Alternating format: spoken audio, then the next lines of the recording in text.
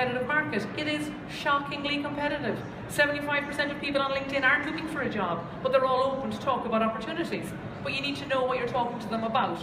So as a good recruiter, you should be specialised in your area, know your area very well, know what the hiring manager is looking for, know what's in it for the candidate, and then pick up the phone and phone them.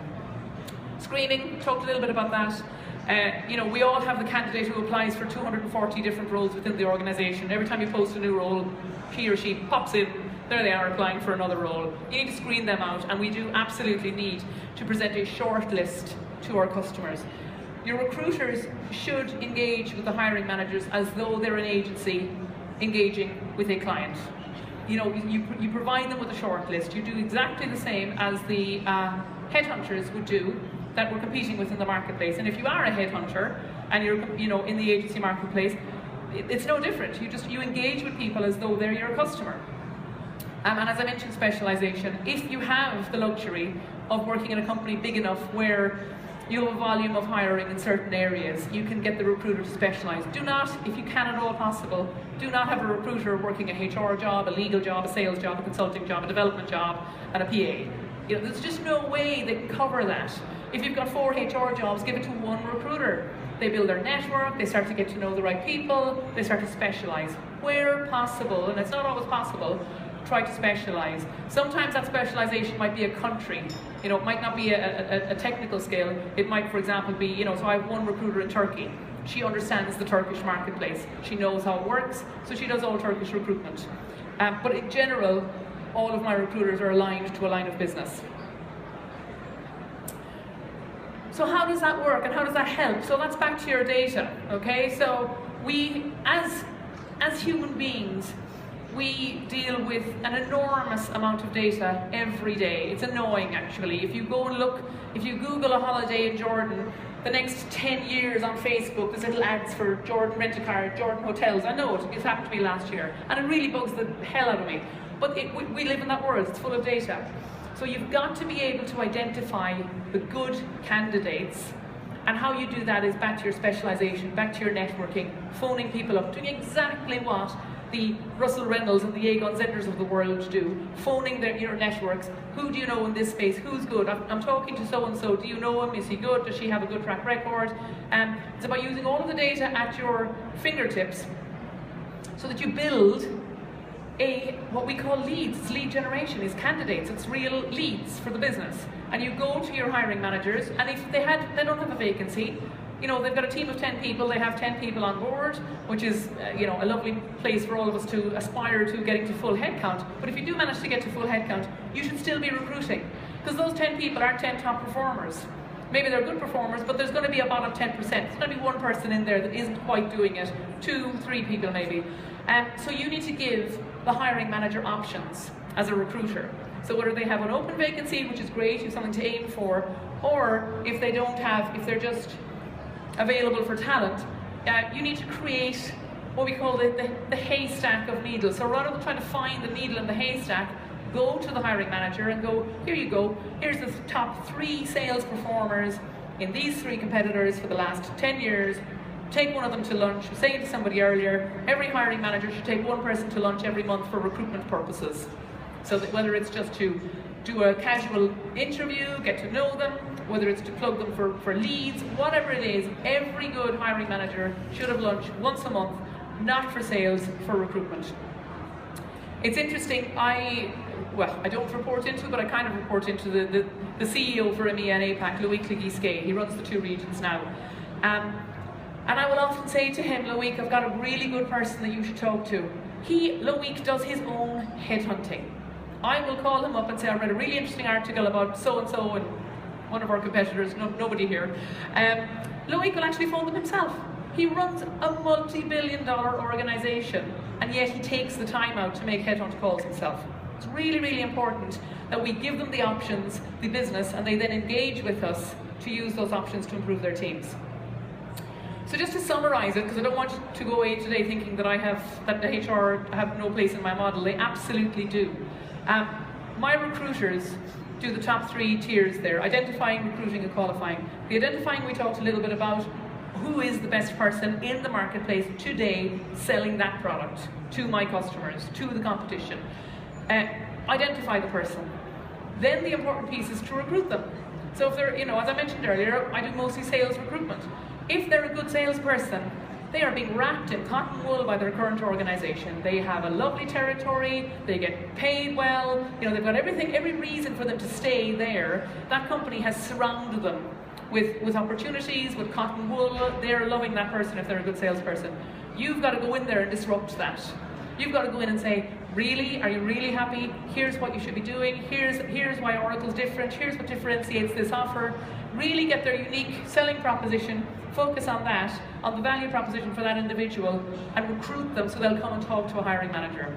The other thing that's important to recognize here as well is you got to talk to your hiring managers, because a lot of them, and I will put my hand up and say we have a lot of them in Oracle. They'll sit back in an interview, really important person, taking time out of my day to talk to you, tell me why should I hire you. That's 1980s. And then they'll do this thing about asking trick questions. If any of you use trick interview questions, stop it immediately, please. I'm going to have a heart attack. Because these people who go, oh, I have a great question that catches people out in an interview.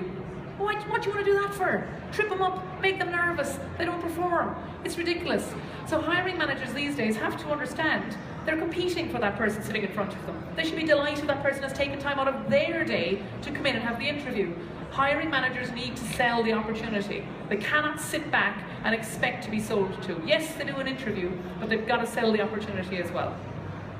And then qualifying, as I mentioned, we'll bring them to the table and then say, are they really right for that particular role? And if not, part as friends, keep them in the database. Luckily we work for Oracle, we have a database.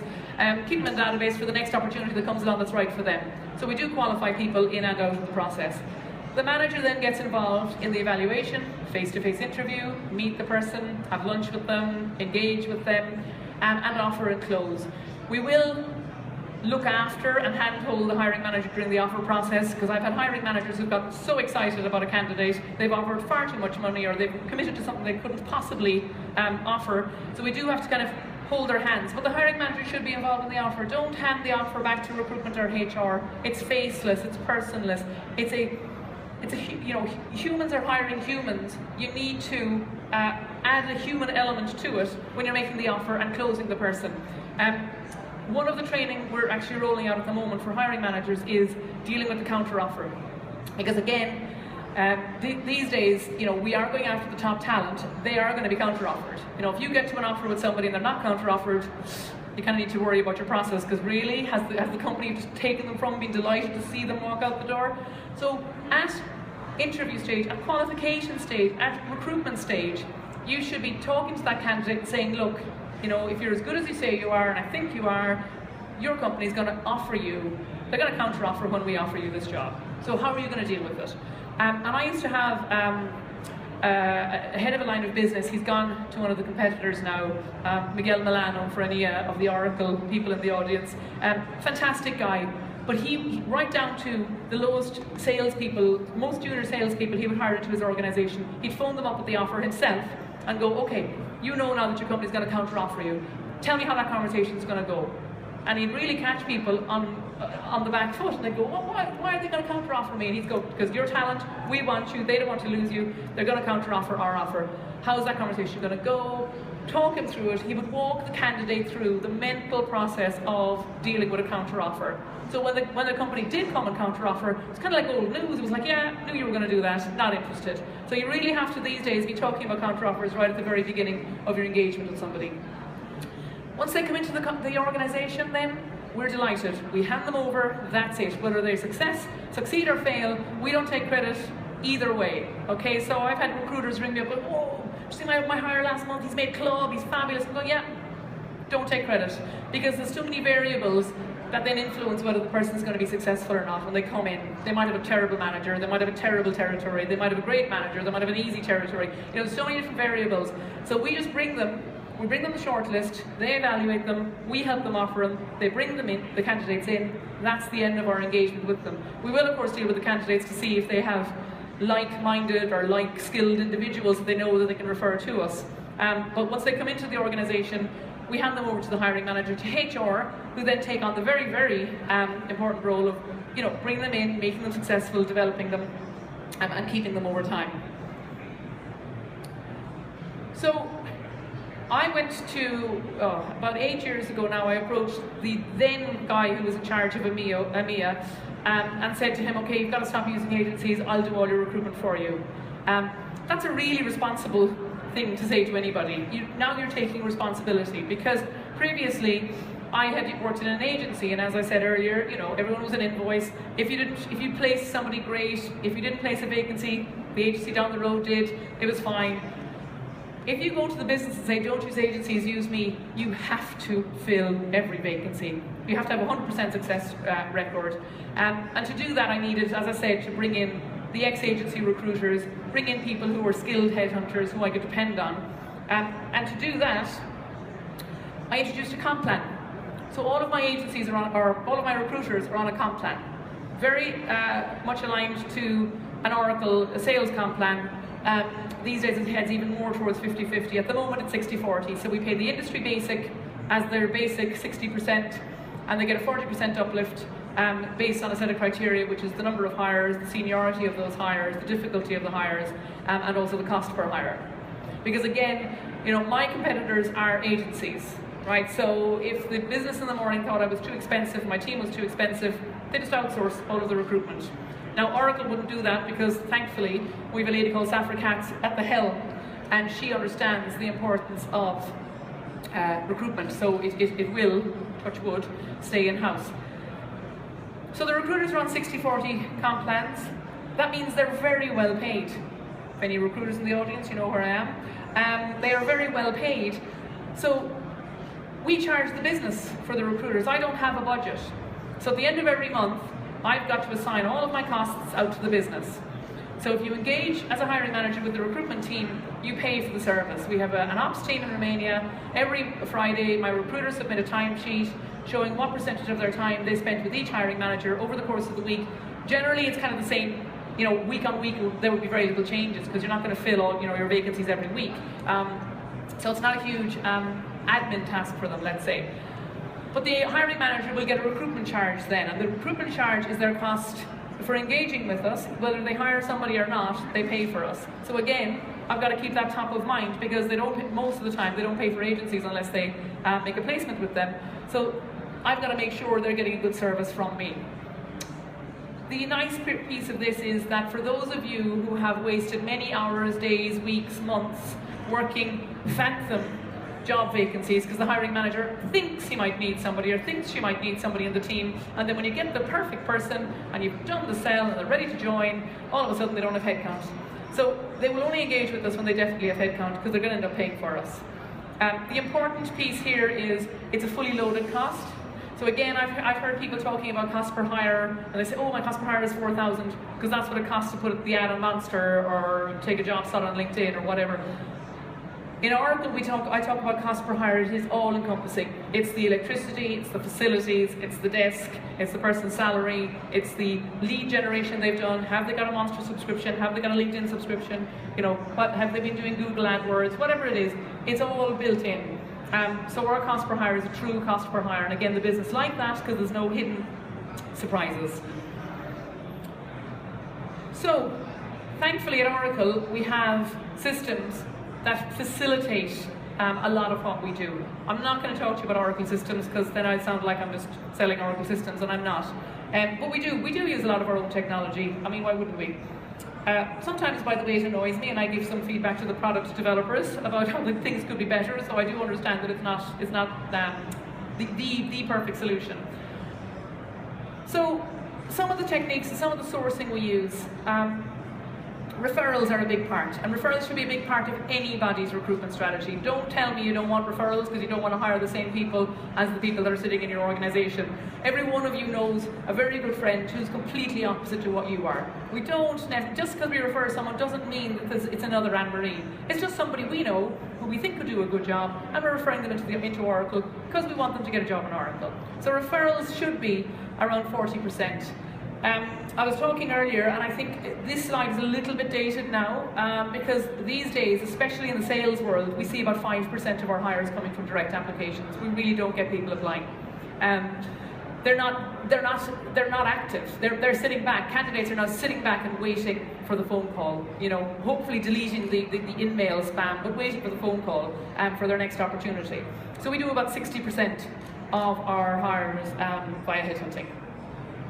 So I mentioned referrals. It's really easy to mess up a referral program. Really easy to annoy your employees and have them feel like you're out to rip them off.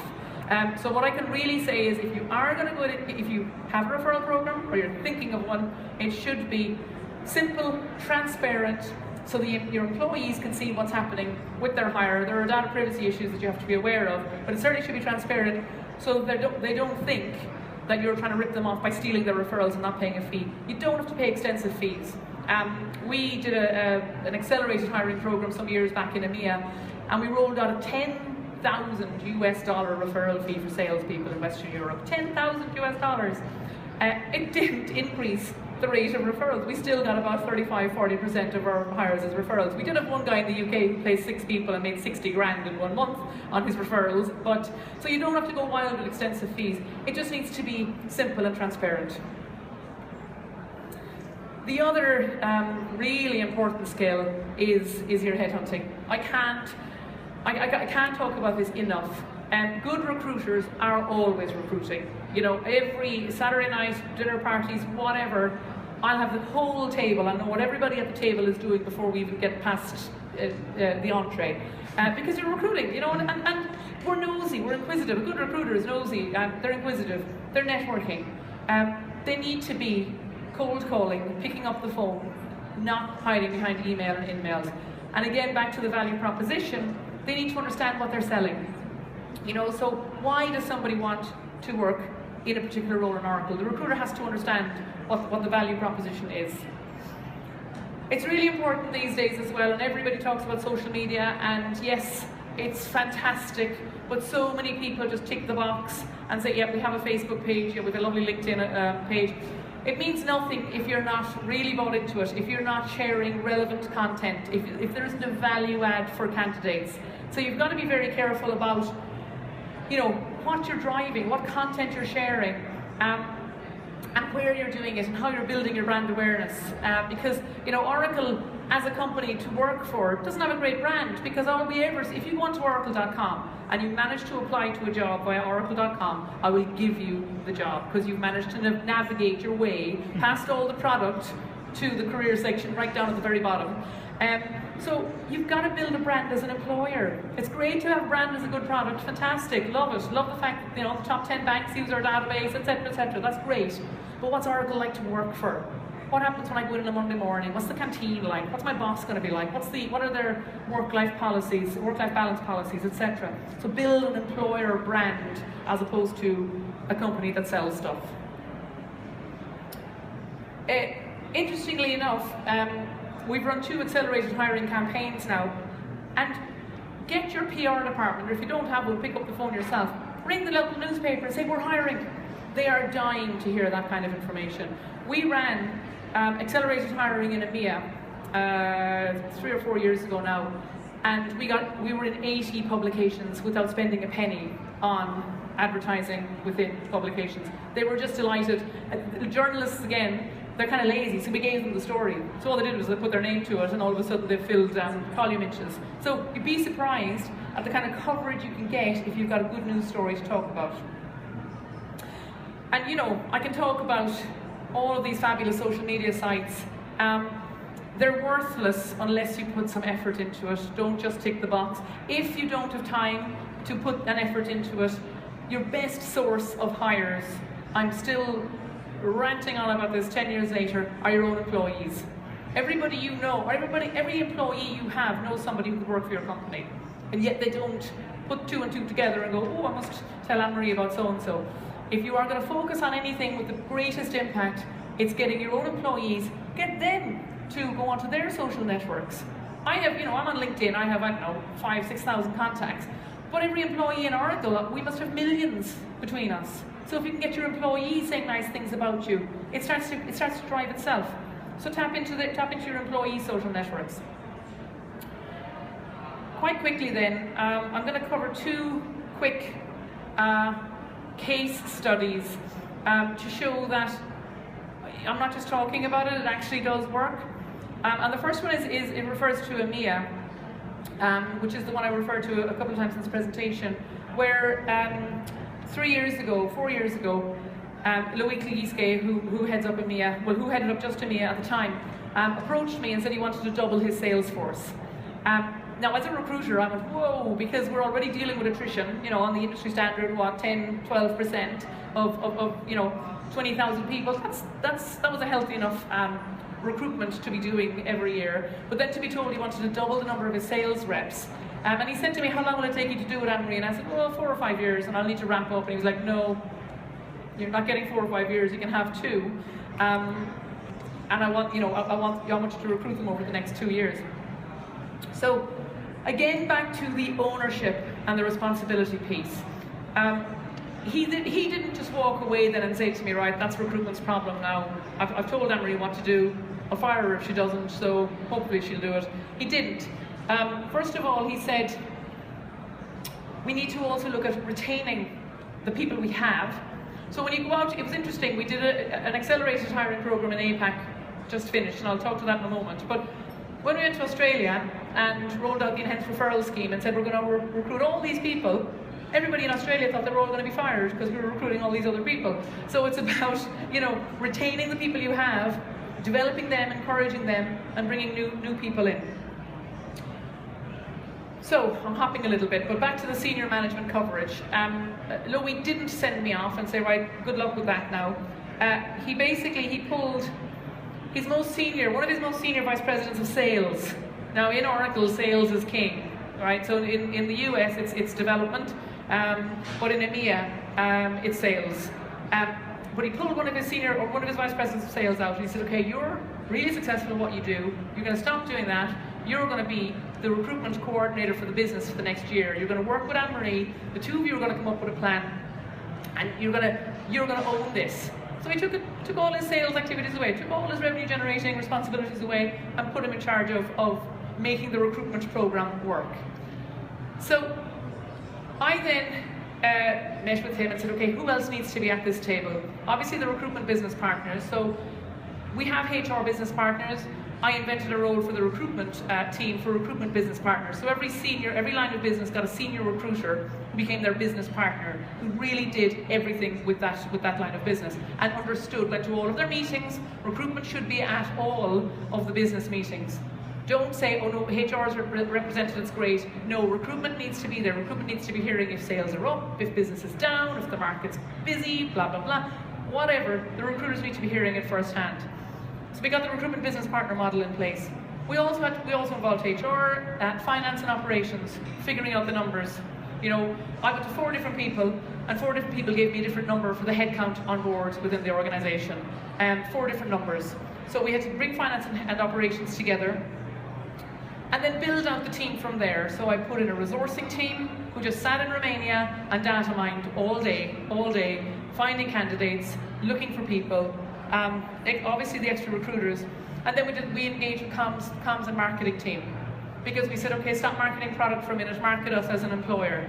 And our marketing department have fantastic reach. They talk to all the people we want to talk to as an employer, but they've been talking to them about product for years. So there's no extra spend. And we defined who owned what, and everybody had a role, and everybody reported back to me and to the head of the sales org every week. And sometimes Loic, who runs, as I said earlier, a multi-billion-dollar organisation, he would attend the weekly hiring calls, and he took them more seriously than he did his revenue forecast calls. So if you weren't at your headcount, or you weren't approaching your headcount, he was grilling hiring managers as to why they weren't at their headcount. So everybody got involved. Because of the involvement of everybody and the ownership, we did it in half the time. So we actually hired faster than any other region of Oracle historically ever at that point.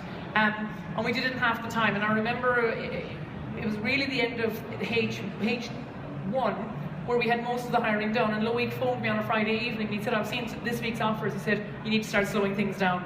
So we were only 6 months into the project, and already I was starting to frighten him with kind of numbers. But it just worked because everybody pulled together and everybody came to the table. It wasn't recruitment's problem. It was everybody's issue.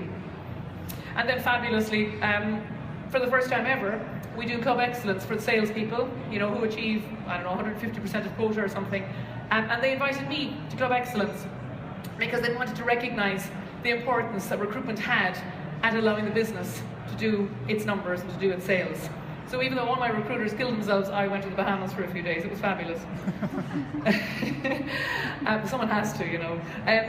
But then, interestingly, in December of last year, so 9-10 months ago, Loic, because of his success in EMEA and running the business in EMEA, was asked to take over the sales and consulting business for APAC. So Loic went to APAC in January and met with all the stakeholders and met with recruitment. And before he was on the plane, rang me to say, I've talked to your boss, I need you to run APAC recruitment for me because it's in a bit of a mess. So I kind of said, okay, well, what does that mean? He said, well, we need to do the accelerated hiring again. So I was like, okay, great. Here we go again, back into this. What was interesting, I said to myself, well, we now have the model, we have the magic formula, we'll just plug it into APAC and see if it works. So when I went to APAC, as I said, it was unstructured. The recruiters were doing exactly what I had said earlier in my Set Them Free slide. They were scheduling, they were doing admin, they were doing face-to-face interviews, they were doing really important stuff like internal hiring. They were so busy, but they weren't actually doing any recruiting. There was, as a result of that, obviously low results, and as a result of that, the business didn't want to engage with them. So I had some interesting intro conversations with people where they didn't even want to return my call because they were like, why would we engage with recruitment? When I went to APAC, Loic wanted to hire 637. I know, don't ask me where the 637 came from, but he wanted to hire 637 salespeople in the first year. Again, by using the model we had in EMEA, we hired 1,000 in 6 months. It was hugely successful, much more successful than the EMEA project was, but that's because we had learned from doing it in EMEA. The hires per week before I engaged the model out there were less than 10. We brought them, in fact, at the end we were up to 50 a week from a starting point of less than 10. And the offers per week, that's the hires, the offers per week were even higher. We got up to mid-60s some of the weeks before Loic told me to slow things down again. So it really does work when you allow your recruiters to recruit and when you expect them to recruit. It really, really works.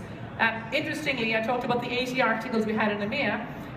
We had 342 articles in the Asian press. Again, we went out with a good news story. We're hiring. We didn't say 637 because we thought people would think we were mad. I think we rounded up to 650. We said we're hiring 650 people. They couldn't get enough of our story.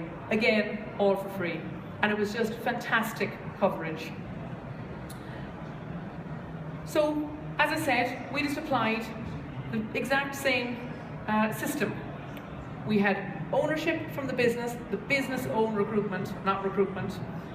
We set the recruiters free, and those that we weren't able to set free, we set them into other jobs, and we brought in agency recruiters. You know, we approached it as a headhunting sales exercise. Comp plan, the recruiters were delighted. All of a sudden, they were getting a comp plan, and as I said, we shared our voice and shared the story very, very effectively across the region. And then instead of creating a haystack of needles, we created a haystack of chopsticks. Joachim, what a fantastic slide. But again, we are now in a position. I remember the country leader for Australia. I seem to use Australia as a bit, but he didn't want to even talk to me. Tim, he said to me, he said, talk to my HR person. Tim invited me out for his town hall in Sydney about a month ago, and actually had me up on stage thanking the recruitment organisation for what we had done for his business. So there were so many of those skeptical business owners who are now signed up members of the yes, recruitment's important and it should be part of my day-to-day activity club. So we've given them options. It'll be interesting. Keep an eye on Oracle APAC. You know, we're in our third quarter now with Loic at the helm there. It'll be interesting to see how their results turn around. I'm hoping it will turn around and provide good results. But we've certainly given them the manpower to do it now. They have the people. Now it's about, you know, they can go back and do their sales job now. But every manager in APAC still recruits. And even if they're at headcount, they're doing their lunches, well they should be. They're doing their lunches once a month, they're meeting with people, they're networking. They understand now that recruitment is important, and if you do it right, it works. And we've just shown it to them in APAC. And I think that is it. Happy to take any questions or any feedback. And thank you very much for your attention.